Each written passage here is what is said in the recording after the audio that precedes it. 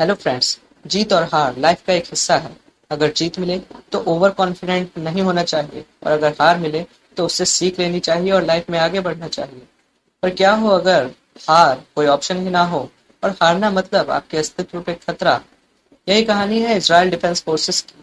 और आज के वीडियो में जानेंगे कि कैसे एक छोटा सा देश जो मैप में भी ढूंढने पर मिलता हो दुनिया की one of the most advance military बन गया। Please like, share and subscribe and also comment about what improvements you want in my next.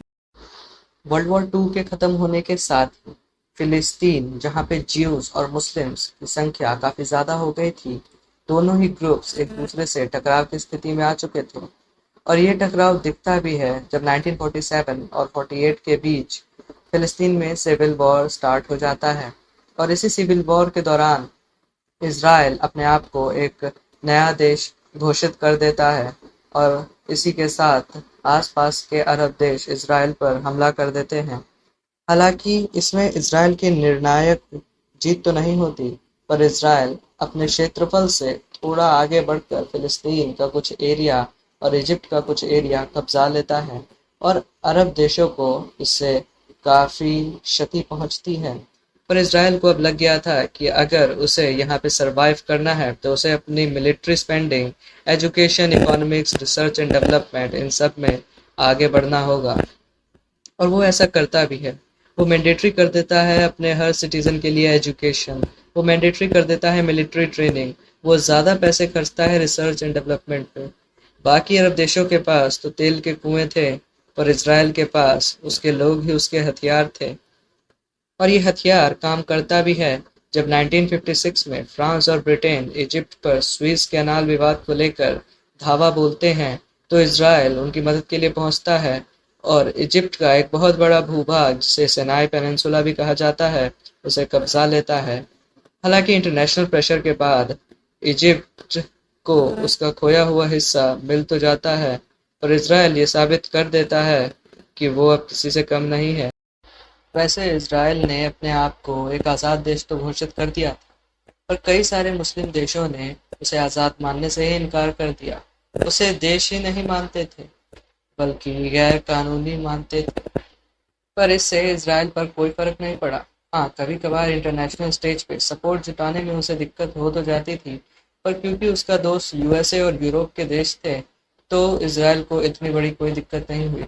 और इज़राइल ने लगातार education, research and development, military पर खर्च करना स्टार्ट किया, जिससे उसने दिन दोगुनी और रात चौगुनी तरक्की की। पर इन्हीं सब के बीच 1967 का एक फेमस सिक्स डे वॉर भी याद आता है, जिसमें उसके आसपास के 6 पड़ोसी देशों ने उस पर एक साथ हमला कर दिया था। पर इज़राइल इन सब के लिए मानो पहले से ही तैयार था।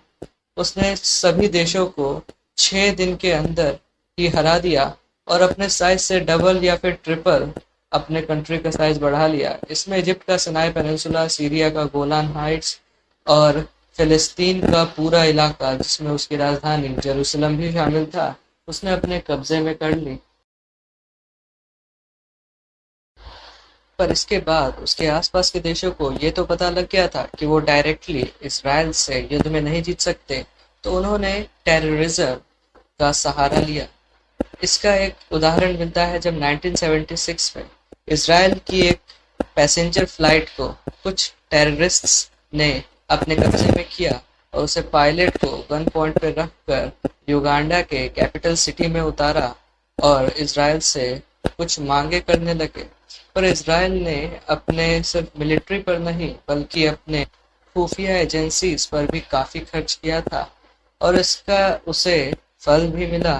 जब उसकी खुफिया एजेंसीज की वजह से उसने फॉरेन लैंड पर रात में एक बहुत बड़ा ऑपरेशन लॉन्च कर सभी टेररिस्ट का सफाया किया और अपने सभी नागरिकों को वहां से सुरक्षित भी बचाया। हालांकि दुर्भाग्यपूर्ण था कि उसमें उसके एक सैनिक की मौत भी हो गई। तो दोस्तों, कैसा लगा हमारा ये वीडियो? अगर आपको ये वीडियो पसंद आया तो प्लीज़ इसे अपने दोस्तों के साथ शेयर करें, ताकि हमारी यूट्यूब फैमिली और बड़ी होए।